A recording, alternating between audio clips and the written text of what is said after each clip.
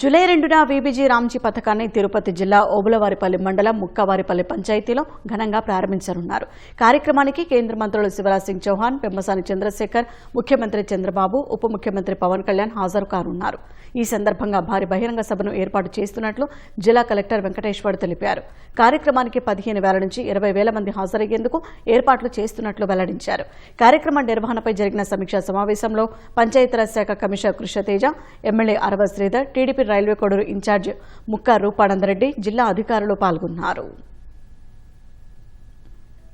July 2వ తారీఖున తిరుపతి జిల్లా రైల్వే కోడూరు నియోజకవర్గంలోని ఓబులవారిపల్లి మండలం మనకి ముక్కవారిపల్లి పంచాయతీలో కేంద్ర మంత్రివర్యులు శ్రీ శివరాజ్ సింగ్ చౌహాన్ గారు, కేంద్ర మంత్రివర్యులు పెమ్మసాని చంద్రశేఖర్ గారు, అదేవిధంగా రాష్ట్ర ముఖ్యమంత్రి వర్యులు, రాష్ట్ర ఉప ముఖ్యమంత్రి వర్యులు వీళ్ళందరూ సమక్షంలో వీబీజీ రామ్జీ ఈ కార్యక్రమాన్ని మనం ప్రారంభించుకోబోతున్నాం.